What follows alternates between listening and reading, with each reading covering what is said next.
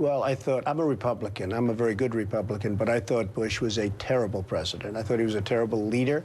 The country had no spirit. And ultimately, he did so badly at the end that we have Obama. That's what we have. I mean, that was a gift from President Bush. I thought Clinton actually You're not a fan of the president? No, I've never been a fan because, look, I am the most militant person there is. I'm a big war guy in terms of I want total defense. I want perhaps an increase in defense spending, okay? But you don't attack the wrong country. Iraq did not knock down the World Trade Center. As it turned out, he did attack the wrong country. And frankly, they used to kill terrorists in Iraq. You could not be a terrorism and last a day in Iraq. Now it's the Harvard, it's the breeding ground for terrorism. I mean, everybody that wants to be a terrorist, they go to Iraq, they go to Afghanistan, they go to the places where we are. The fact is, Bush, I thought, was not good. Clinton was a good president, but it was so marred with this whole Monica thing. I mean, he's a friend of mine. He's a lovely guy. He's a great guy. I really like him, but I thought they treated him very, very harshly, absolutely. And yet he's popular now, more popular than he's ever been. He's more popular. That's because he's a quality guy. He really is. He's a quality guy. And he's a Democrat, but he's a quality guy. He's also a member of my golf club. What is your view of President Obama right now? I think he's a nice man. I think he's in over his head. It's amazing the way he got the job. I respect him for getting the job, but it's amazing the way he got the job. He signed up people on street corners in Chicago. All of a sudden, he's the president of the United States. I mean, he got a hell of a shellacking, as he put it, in the midterms, but his ratings right now, mid-50s, are significantly higher than Ronald Reagan and President Clinton at the same time of their administration. So he's doing pretty well, actually. Well, the fact is he is doing well, and the Republicans have let him back into the game because during the lame duck session, I don't know what happened with the Republicans. I don't know who was leading them, but they totally gave him credibility. He was Jimmy Carter, and now he's the Phoenix. But is this a problem? Who is leading the Republicans, and who should be? I don't think there is a leader right now of the candidates. Romney, I guess, would be somebody that people are thinking about, but it's not resonating.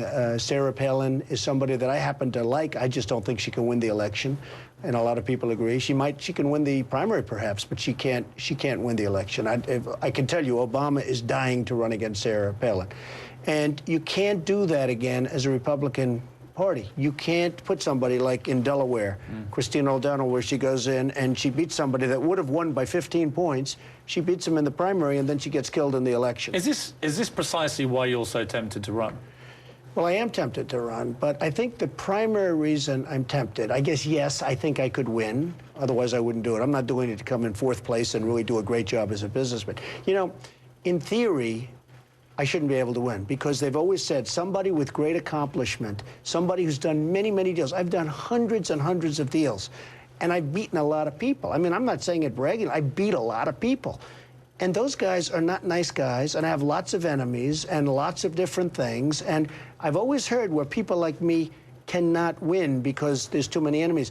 But whether it's me or somebody else, you need a person like me to run this country for a while because we have to get this country back so that we're respected again. We have to get this country back so that this country is making the big profits, not China, not India. I mean, American Express, you call up your American Express card, the people are based in India that answer the phone. What's going on? Our people can't answer a phone? So we have all of this outsourcing to countries all over the world. In the meantime, we have... But I mean, Don, we have really an 18% unemployment, not 9%. We have an 18% unemployment. I get what you're saying, but aren't you being, unusually for you, quite defensive about this? I mean, isn't there a way of looking at this... Defensive? Yeah. But I know you're being aggressive, but it's kind of passive aggression, because actually isn't the way to deal with this the way that you would if it was your company? You go on the attack. Well, I would do that, You wouldn't sit there going, well, this is all unfair. You go, you know something? Right, shirt sleeves up, let's go get them. No, you're right, but I would protect our business. And when we come back after the break, I want to know how you, shirt sleeves rolled up, will get America back on its feet. Okay. Back now with my special guest, Donald Trump. Donald, what would you do to fix America? Put aside the China, the trade issue for one moment. There's something inherently wrong with the system in this country, which led to the financial crisis, isn't there? 10% of Americans are unemployed, probably more, as you say. What's the answer here? You're a great employer. Tell me how we're going to sort this. Well, for one thing, we're protecting the world. Why are we protecting South Korea without being paid? Okay? They're a competitor. They make a tremendous amount of money off of us. They sell their televisions, everything else. Why are we protecting South Korea? We just signed a horrible trade agreement with South Korea. They weren't going to sign it until North Korea lobbed a couple of bombs over there. Then they called. They said, oh, we'd like to sign the trade. You're a great partner. You're a great partner. And we stupidly send the SS George Washington, the most incredible aircraft carrier I've ever seen, and 17 destroyers right into North Korea. Why aren't they paying us? I mean, why are we protecting them? They make hundreds of billions of dollars of profits against the United States. You know, one of the great ones, 52 million. I don't know how many of the folks in the audience see this, but a few months ago, 52 million in cash in a briefcase was sent to Afghanistan. You know that. It ended up in Dubai, 52 million. Now, you know, the 52 million was actually 100 million probably, but, you know, somebody stole it along the way, whether it's a soldier. I want to know, who is the colonel or the general or whoever it is that approved 52 million in cash? It definitely wasn't 52. I guarantee it was more. If you were president, would you take all American troops out of Afghanistan and Iraq now? Well, Iraq, we shouldn't have been there, and I get them out real fast. Afghanistan is not the bigger problem. The bigger problem is Pakistan. You have to know, when you fight a battle, you have to know who to fight. Pakistan probably has Osama bin Laden. Now think of it. You have a 6'6" Arab, and we can't find him, who's on a dialysis machine, and we can't find him. You tell me this, with all our so-called intelligence and everything else, guy's 6'6", pretty unusual, right?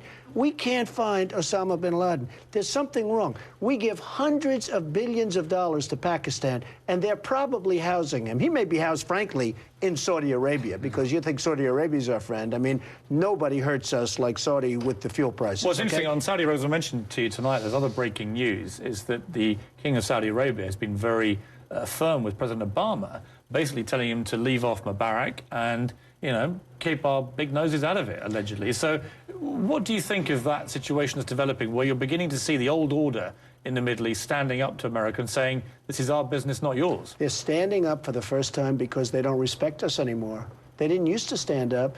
They're standing up now because they didn't respect. They're standing up now because they can do anything they want. You have to go over there and see some of the airports that they're building. They make Kennedy Airport look like it's third world country. They make LaGuardia. I land at LaGuardia, and then I go into Abu Dhabi, and I go into Qatar. I go into these airports. It's like the most incredible things you've ever seen. We're like a third world country, and they wouldn't be there. Look at Kuwait. Saddam Hussein attacks Kuwait. We then go in, get him out, we lose lives, we spend hundreds of billions of dollars, we put out Red Adair, we put out all the oil well fires, and he said all the oil wells.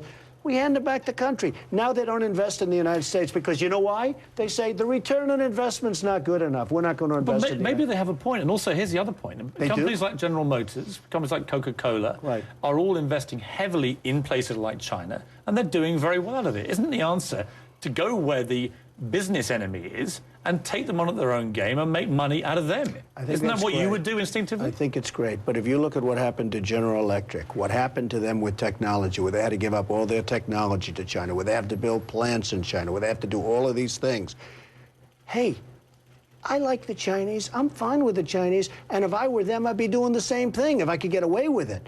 We can't let them continue to get away with it. What are the other problems here, though? I mean, you saw the disintegration of the financial system. You can't just blame foreign competition here. What was wrong with the system here that should be now put right properly? Well, look, you're always going to have problems with financial systems. I went to the Wharton School of Finance, which is the best business school probably in the world. I dealt with people that were super brilliant people. I know how smart they are. Regulations, I mean, these people don't know what a regulation is, and they find ways around them. You have really smart guys writing regulations, but you have smarter guys figuring out how to beat the regulations. The same bankers that got us into the mess now be allowed, in regulation way, to be awarding themselves huge bonuses again? Well, I mean, look what happened with Chase today. I mean, they got caught for taking advantage of military and soldiers that are in Afghanistan and Iraq and taking advantage of them. I think it's terrible. What Chase has done, I think, is terrible. And I think what the banks is doing right now, they took all the money, the taxpayer money, and if you go in, if anybody in this audience wants a home loan, you're not going to get it, okay? You're not going to get it. Because they're awarding themselves millions of dollars in bonuses. And one of the things... I think it's scandalous. I think it's terrible. And one of the things, and you know what, I'm saying that, and I really do, I believe it's terrible. They took all of this money to stay solvent. They're taking big bonuses. But here's the bigger problem. The big picture problem is they're not loaning the money. There's millions of empty homes because nobody can go out and get a mortgage. Here's a tweet I want you to respond to. It's a great address, by the way. Kick a snowflake is, is the tweeter. I like it. As President Trump, who would be the first person you'd say you're fired to? Well, I mean, they want me to say, look, you know, I have had so much. Who do they want you to say? Well, they want me to say Obama. Well, you've already, if you're president, okay? he's already gone. That's it. Yeah. Who's the #1 bad guy right now you would fire in America? Well, can I be honest? I don't want to say. There's so many of them. There really are. There are so many of them. You look at a Department of Education. It goes for blocks and blocks and blocks. So education should really be, I mean, we have to like a little bit of supervision. So you wouldn't argue, would you? Education should be a local thing. It should be a state Well, I was going to thing. mention education to you, because last word with the Chinese, isn't the reality with them that they are educating their people better now than America is doing? And that's why they're also jumping ahead. Isn't that true? And you know where they're educating a lot of their people? At our schools. It's the most amazing thing. They come over, they learn, they go to Harvard, they go to Wharton, they go to Yale, they go to the best schools, and then we force them to leave. Okay. We force them to leave. No, I know that. Okay. When we come back, I'm going to ask you, as a man who wins and knows how to pick a winner, which is where I come in, how are we going to win? That was, of course, my triumphant moment, winning season 1 of NBC Celebrity Apprentice. Donald, I mean, it was quite terrifying and arduous and all that kind of thing, but at the end, I realised why you're such a winner, because you picked the right guy. Well, I know that you're being cute, but the fact is I did pick the right guy, and Trace was fantastic, and many other people in that group were fantastic. And frankly, Trace Atkins is the #1 country singer right now, and when he went on the show, I was complaining, who the hell ever heard of him? Nobody heard of him, you know that. Yeah. So Trace is not complaining either. What does it take in general? I read your books before I competed in your show to try and get inside your brain. And I love the one called Think Big and Kick Ass, because it kind of summed up, I think, the Trump philosophy, isn't it? Which is, don't go micro on these things. Think big and you can win. Is that your steely philosophy? Well, not everybody can think big. I mean, you have home builders that build one home. They're not going to build big developments, and they do a great service to the community. You have people that do small jobs, and they do a great service. Not everybody can think big. If everybody thought big, it would be a pretty crowded world out there. It wouldn't be very pleasant. But I think that you should, within reason, think as big as you can. And, you know, it was very, very interesting with that book. That book did very well. My books all go to #1 or do really well as bestsellers. But I have to tell you, that book, because of the kick-ass, didn't do quite as well, because a lot of parents, it was around Christmas time, and a lot of parents couldn't buy it for their child because they didn't like the title. It's really true. I said, why isn't that book selling like everything else? But they really had a problem, you know, giving a 7-year-old kid a book with that title. Here's a really interesting aspect to your character. You've never had a drop of alcohol in your life, have you? That's right. Never. I mean, I found that amazing when I discovered that fact well, about you. for me, it was very easy. I mean, You've never touched a drug? No, I've never had drugs. You've never smoked cigarettes? I've never had cigarettes. And you don't even drink coffee, do you? And I don't drink coffee. I mean, it's amazing. Well, yeah, and I have other problems, I guess. But Well, we're going to come to the women in a moment. I didn't necessarily mean that. Women are your vice, right? No, I just respect women. I find women very beautiful. I think women are great. I have a fantastic wife, Melania. I'm going to come back to the women, because I want to focus more on this discipline and where you get it from. You told me once a very interesting story about you had an older brother who was an alcoholic, and he died of alcoholism, and he told you before he died, don't drink and don't smoke. Well, I had an older brother named Fred, who was a great guy, a handsome guy, the most handsome guy that you've ever seen. He had everything going, but he loved flying airplanes, and he actually was a pilot. He was a professional pilot. And somewhere along the line, I think it was in college, he started drinking, and he got worse and worse. And he also smoked a lot. And he would tell me, and he was quite a bit older than me, about 10 years older, he'd say, don't ever smoke, don't ever drink. Don't ever smoke, don't ever drink. And I say that to my kids now. No drinking, no drugs, no alcohol. I also say, and no tattoos, because I think tattoos are horrible. I see this tattoo phrase that's going on. And do they it's horrible. Do they all follow your lead, as you did? I think, well, so far my kids have been following my lead, but, you know, I drive them crazy. They say, Dad, will you stop? But anyway, so I had this great brother who had everything going, but he became an alcoholic. He smoked a lot, but forget the smoking. He became an alcoholic. And ultimately, he died. It was amazing genes that he lasted as long as he did, but he was a very severe alcoholic. He was an amazing guy. And you know, he was, in a certain way, my father was a great teacher, but he was one of my great teachers, if not my best. But he got me not to smoke, not to drink. And, you know, it's very interesting. I went to college, and I had a friend who hated the taste of scotch, just hated it.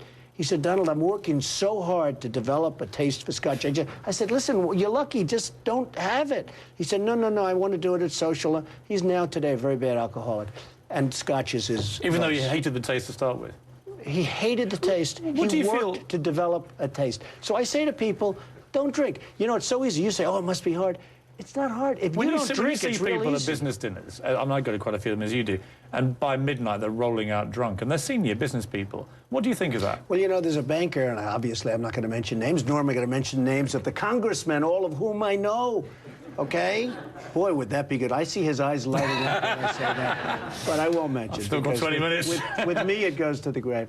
But I'll never forget a very respected banker, highly respected, and he was making a speech at the Waldorf Astoria, and he was very tipsy, very, you know, and shortly thereafter, he was just totally stone-cold drunk.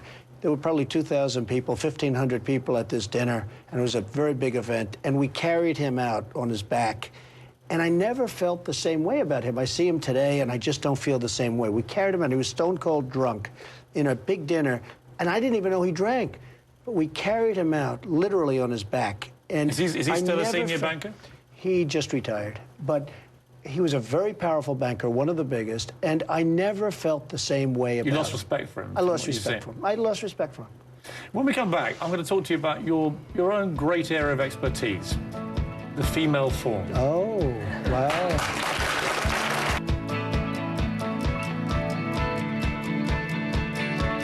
Now, men around the world are jealous of Donald Trump, but it's got nothing to do with your wealth or your business sense or anything. It's to do with the huge array of dazzlingly beautiful women that you've managed to snare over the years, Donald. How have you done it? What's the secret? Well, I guess it's my looks. I'm a very handsome man.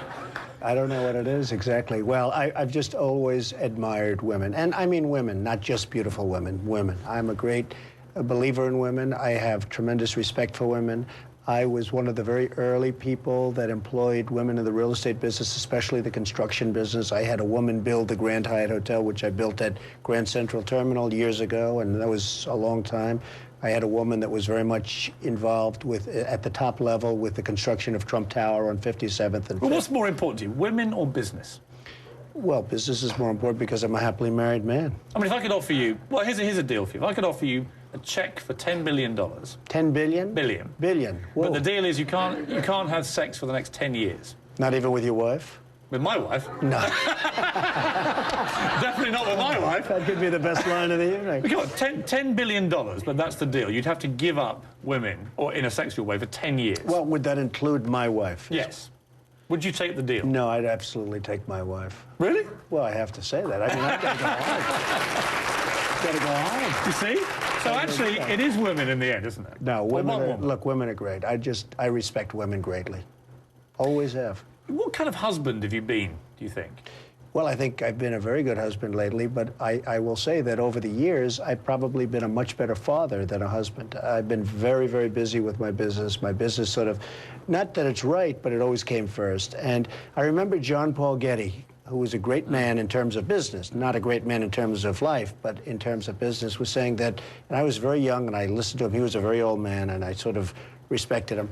He said that I really find it very hard for a woman and a wife to compete with my business. And he said that. Now, in my case, I think I'll maybe do a little modification of that because I have a great family life, I have great kids. But I will say this, I've been a great father and I've done very well with my children. A lot of people, I'm getting a lot of credit for my children. They've been good kids, they're smart, they went to the best schools. You know Ivanka and you know Don and Eric. They're great kids. But they're great kids and they've worked hard and they're doing a really good job. And they have huge respect for you, too. I hope so. Are you vain? I think I am pretty vain. No, I am. I mean, I think the look is very important. I think a What is person's... the look? Well, it's a lot of different looks. You know, Don King used to go around to me and say, you have the look, you have the look. Well, in his own way, he has the look. You know, he was... But if I want the look, what is it? Oh, you've got a long way to go. No, you've got the look. I mean, you've got the look. Look, who knows what it is. I'm not just talking about Cary Grant. Look, we don't have Cary Grant today. He was so great, right? We don't have that. But George Clooney is there's something. George Clooney, great-looking guy. I mean, it's not just about that. Like, for instance, I mentioned Don King. They tried to imitate him or tried to do something with him in a movie with a replacement. It didn't work. It would be journalistically remiss of me not to mention one of your great attributes, I think, which is your hair. Right, and it is my hair. You know that. Well, okay? I know, because I've tested it. You've actually tested it. He actually walked up and fooled me. I did. Which I'll do right now. So it's all real. It's my... But it's probably the most famous hair in America, isn't it? Well, I guess it is, and, you know, I can tell you, NBC certainly wouldn't want me. Somebody said, why don't you just give yourself a crew cut or shave it or something, make it like... And I've been combing it like this. You know, it's very interesting. I saw some of your pictures, not that one, but I saw some of your pictures from an earlier day, and it was very similar. So it is my hair, and I'll have friends. I had a friend come up to my office recently. I hadn't seen him since high school. I said, wait till you see this guy. This is the greatest looking guy. He did better with the girls than anybody. He was fantastic. He walks up to my office. He weighed 100 pounds too much. He was bald as a blat. He had, you have no idea, big glasses and a cigar.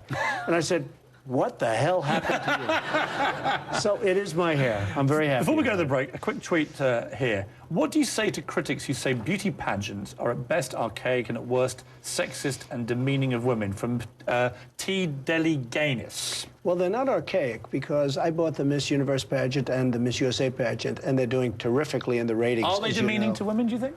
I don't think so. I think just the opposite. I mean, there's a certain group of women, maybe it doesn't play as well in New York, but I can tell you, you go to Alabama, you go to Texas, you go to places, it's the hottest thing there is. You go throughout the world, Asia, South America, forget it. In Venezuela, in Colombia, they closed down the country to have the Miss Colombia or to have the Miss Universe pageant.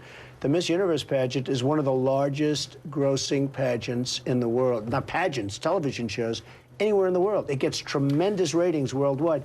And it's really good and really good for the girls. And, you know, these are tremendous people. A lot of these young women are tremendous people. Well, we're talking of tremendous people. I'm going to come back after the final break and talk about Ivanka and the rest of your family, and also about your impending new career as a grandfather. Ooh, okay.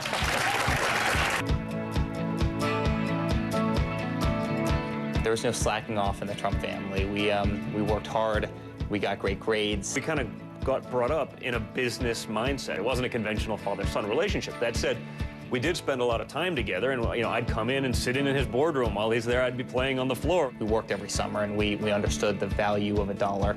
My father, and rightly, really exalts my grandfather. My grandfather was very involved and kind of looking over his shoulder as he was getting his start here in New York. And I think there was a real great mutual respect, both from a father-son relationship, but also as peers and business people. The lessons that he taught him, the elements of hard work, the characteristics of what it means to be a great builder.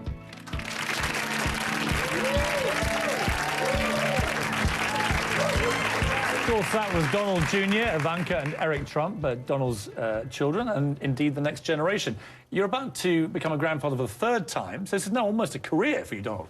Well, that's a tough word to handle, that word grandfather. I don't feel like a grandfather, but that's okay. I spoke to a great friend of mine today, Steve Wynn, and he's a grandfather. I said, what do you do? He said, I tell them to call me Steve. and he's just a terrific guy. And I said, you know, I think I'm going to do that. Let him call me Donald. But it's a tough word. We had a great tweet from Good Karma Flomo, which said, would your children be as successful if they hadn't had the best in life provided to them from an early age, do you think? Well, I think you never really know. I think they're very smart kids, and, you know, they get into the best schools, and they get very high grades and very high aptitude on the tests and everything else. But you never know that. I mean, really, if you set them, if they didn't have a father that had a lot of money that can sort of send them on the way, you really don't know who's going to be successful, who's not. All I can say is they're in a certain circumstance, and within that circumstance, they have been amazing so far. Maybe in 10 years you'll be interviewing me and I'll say, well, who knows? How tough a dad are you, do you think? Pretty tough. I think that I want them to appreciate the value of the dollar. I want them to appreciate life. They have great respect for people, all people, not just successful people. And I want them to respect people. And I've always been there. You know, It's a very fragile life, Piers. You're doing something, I'm doing something. It's all very fragile. I want them to respect all people. If one of, it'd have to be Ivanka in your case, had gone off the rails like Lindsay Lohan has gone off the rails, how would you deal with that? Well, it's a very tough thing. I know Lindsay's mother and father, and, you know, they get terrible press, but I don't think they're bad people. I think they're devastated over what's going on with Lindsay. And as you know, Lindsay wanted to be on the Celebrity Apprentice, and we couldn't take her because of her difficulties. I mean, I want to take her. She'd be great, but we just couldn't do it. I just want to see her get straightened out. I know her. She's a really nice kid, but she's got problems between drugs, alcohol, and other things. She's got some big problems, and she's got to solve them. Rosie O'Donnell, talking of problems, was being quite complimentary about you today. Suggesting that maybe the ice is beginning to melt. Wow, that's a big statement. Wow, wow, wow. Are you ready to offer a peace offering? You ready to put it behind you? Well, I heard she had some very nice things to say. I was Come on, shocked. Donald. Now's the time. No, I was shocked. Make it up. Say something nice about it. just Force don't yourself. know. I have to read what she had to say, okay? Are you ever going to retire? No, it's funny. Real estate people never retire. They just don't. Everyone in my business, you know, I used to be the youngest in the business. I was pretty good right from the beginning. I really did a good job. The convention center, the Grand Hyatt Hotel, lots of jobs, big jobs at a very early age, a very young age. And I'd watch these guys, and they were in their 70s, 80s, 90s, Harry Helmsley. They were all much older people. And they never retire. Real estate people love what they do, you know. And I think, you know what it is? We build beautiful buildings, and that makes up for the fact that the face is starting to fall. That's great. Very good. Thank you. Thank you.